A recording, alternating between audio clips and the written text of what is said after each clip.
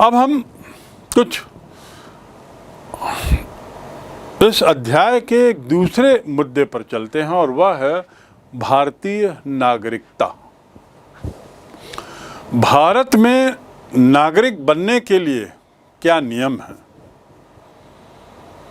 ये बात तो हो गई कि एक अच्छा नागरिक किसे होना चाहिए, ये बात हो गई कि बुरा नागरिक क्या है, अच्छे नागरिक बनने में क्या बाधाएं हैं, उसका क्या निराकरण है।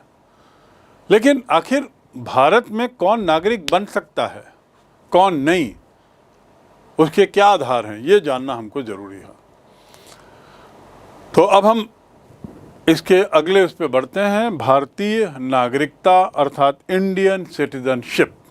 इंडियन सिटीजनशिप, इंडियन सिटीजनशिप, भारतीय नागरिकता की यदि हम बात करें तो भारतीय नागरिकता पाने की कुछ विधियां हैं। आपको याद होगा मैंने शुरू में बिल्कुल बताया था कि नागरिकता पाने के क्या आधार हो सकते हैं, और उन आधारों में से एक आधार मैंने बताया था विधि।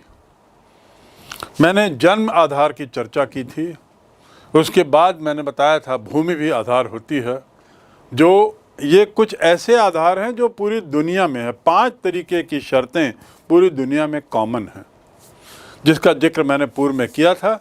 अब यहाँ पर मैं भारत के संदर्भ में विशेष चर्चा कर रहा हूँ, जो आपके लिए बहुत महत्वपूर्ण है समझने के लिए। भारतीय संविधान में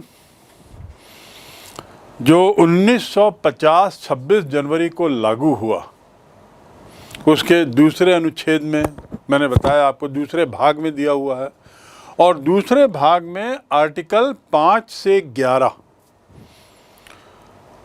इसमें इस प्रकार इन धाराओं में नागरिकता संबंधी बातें कही गई हैं।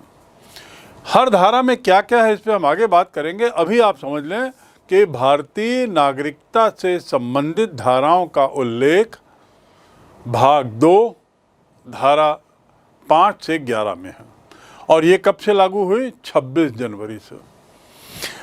अब हम देखते हैं इसमें प्रावधान क्या थे। 26 जनवरी से लागू हुई तो प्रावधान क्या थे। सबसे पहली चीज़ तो ये समझनी होगी कि जैसे ही भारत स्वतंत्र होता है, बहुत सारी समस्याएं सामने खड़ी हो जाती हैं, और उसमें एक बहुत बड़ी समस्या थी विभाजन की।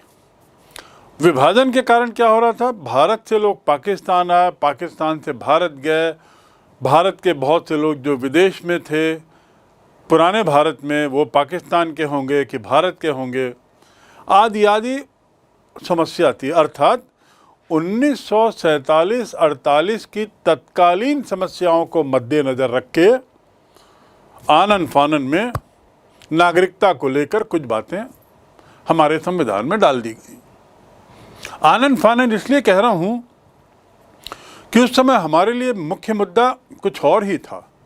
देश को एकजुट रखना, कानून संविधान बनाना, पार्टीशन से या विभाजन से होने वाली समस्याओं को झेलना, नई शासन व्यवस्था प्रारंभ करना, सेना तैयार करना, आदि आदि। तो उसमें नागरिकता का मुद्दा उस हद तक थोड़ा सा नीचे था, और वो मुद्दा भी भारत और पाकिस्तान के बीच ही था। तो आखिर कौन क्या क्या बिंदु उस समय रखेगा? पहला, इस संबंध में जो प्रावधान रखे गए उसमें सबसे पहला प्रावधान था जन्म से संबंधित। जन्म के आधार पर नागरिकता बड़ा सबसे सरल था कि जिनका जन्म भारत में 26 जनवरी 1950 से पहले हुआ है, यानी संविधान लागू होने से पहले, वे भारत के नागरिक हैं। बड़ा सरल। 26 जनवरी 1950 के पहले जो लोग भारत में रह रहे हैं, निवास कर रहे हैं, वे वहाँ के नागरिक। और इसमें उन्होंने ये कहा कि बशर्ते उसका जन्म यहाँ हुआ हो, उसके माता पिता में से किसी एक का जन्म हुआ हो, और जो ये संविधान लागू होने के 5 वर्ष पहले से यहाँ रह रहे हों। देखिए 3 बिंदु। पहला तो मैंने बताया कि नागरिकता के लिए पहला आधार जन्म संबंधी था। और वो जन्म संबंधी आधार में पहला 3 शर्तें थीं। पहला, 26 जनवरी 1950 से पहले रह रहा हो। दूसरा, माता पिता दोनों में से कोई एक यहाँ के नागरिक हों। कोई एक का जन्म अविभाजित भारत में हुआ हो। ये बात बड़ी स्पष्ट है, नागरिक नहीं, उन दोनों में से किसी एक का जन्म अविभाजित भारत में हुआ हो, यानी 1947 से पहले किसी एक का जन्म हुआ हो तो उसका बच्चा भारत का नागरिक रहेगा। और तीसरा था कि 26 जनवरी 50 के 5 वर्ष पहले से वो यहाँ रह रहे हों, तभी वो भारतीय नागरिक बनेंगे। ठीक, 3 बातें, ये जन्म से संबंध। और बड़ा सरल है। 26 जनवरी को उन्होंने एक तारीख मान ली, संविधान लागू होने के दिन की तारीख, और उसके आधार पर तय कर दिया ये 3 बिंदु। और ये आधार जन्म आधारित निर्णय था, क्योंकि उस समय भारत पाक शरणार्थियों की समस्या बहुत ज़्यादा थी। शरणार्थियों को लेकर बड़ा समस्याएं थी। शरणार्थी मतलब एक देश से दूसरे देश आने जाने वाले लोग। लाखों लोग भारत छोड़कर पाकिस्तान गए, उनकी नागरिकता पे सवाल उठा। पाकिस्तान के लोग भारत आए, उनकी नागरिकता पे सवाल उठा। बहुत से भारतीय लोग पाकिस्तान गए और कुछ समय बाद किन्हीं कारणों से भारत वापस आने लगे, उनका क्या होगा? तो ये शरणार्थी, इनके मद्देनज़र रखते जो एक तत्कालीन समस्या थी, उन्होंने नागरिकता में कुछ और बिंदु डाले। जैसे उन्होंने दूसरा बिंदु कहा था कि जो पाकिस्तान से यहाँ आए हैं उन्हें शरणार्थी कहा जाएगा। पहली बात उन्होंने साफ कर दी, शरणार्थी कौन? जो भी पाकिस्तान से यहाँ आया हो। अब उनको हम नागरिकता देंगे, आए हैं कोई बात नहीं।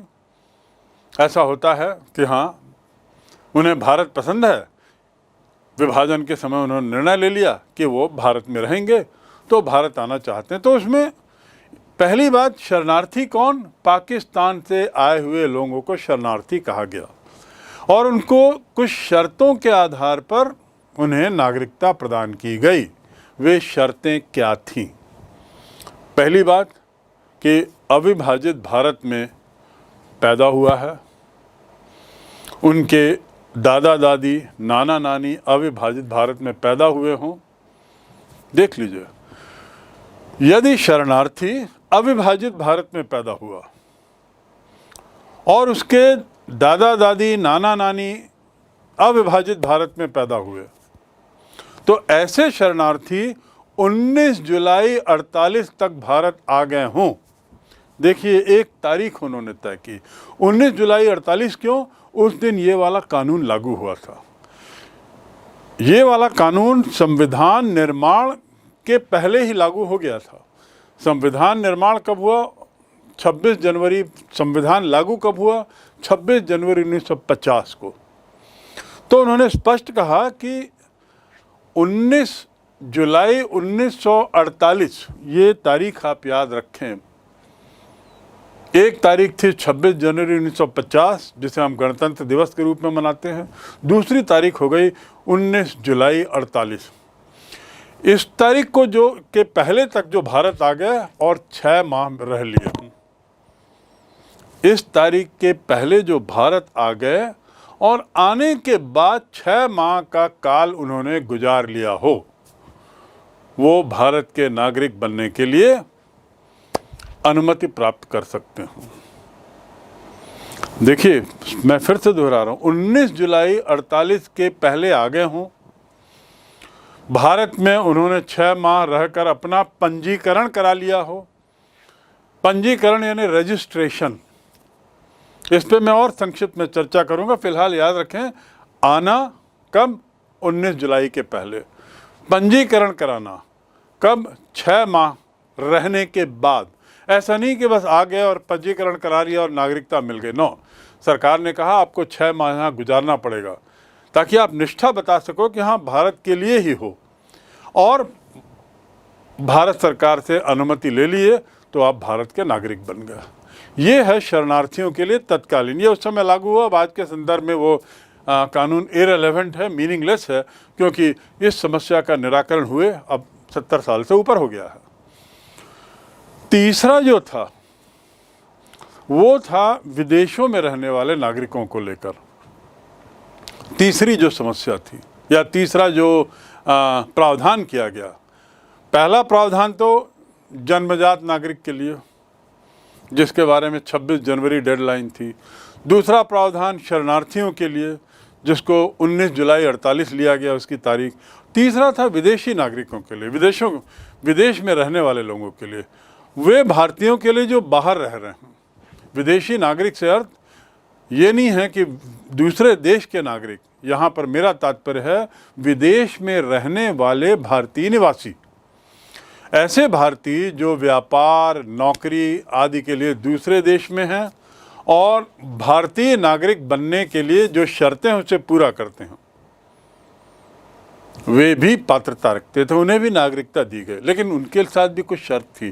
पहली, दादा दादी नाना नानी में किसी का जन्म अविभाजित भारत में हुआ हो, यानी 1947 से पहले उनके दादा दादी या नाना नानी में से किसी का जन्म अविभाजित भारत में हुआ हो।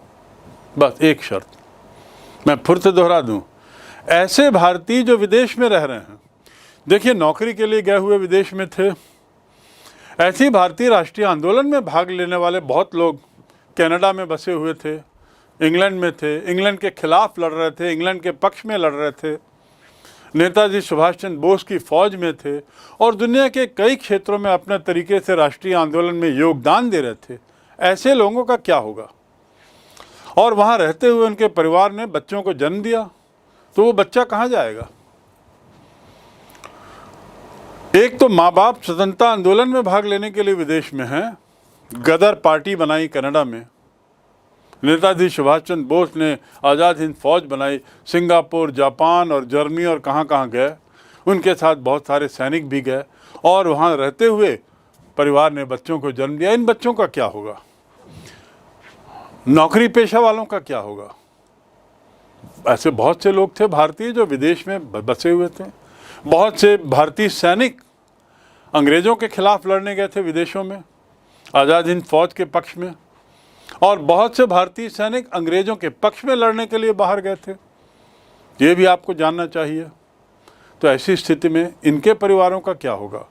इनके बच्चों की नागरिकता का क्या होगा? तो उनके लिए ये प्रावधान किया गया कि आपको एक शर्त पूरी करनी होगी। वो पहली शर्त ये है न्यूनतम कि आपके दादा दादी नाना नानी में से, यानी जो आवेदन कर रहा है उसके दादा दादी नाना नानी भारत में, अविभाजित भारत में जन्म लिए हों।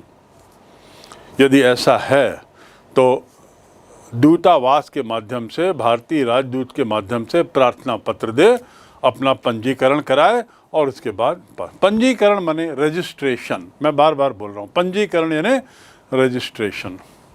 ठीक, तो ये तो हो गई पहली पात्रता। और ये हो गया तात्कालिक इलाज। तात्कालिक मतलब भारत स्वतंत्र हुआ और आनन फानन में उसने कुछ बिंदुओं को लेकर एक नागरिकता संबंधी कुछ कानून बना दिए।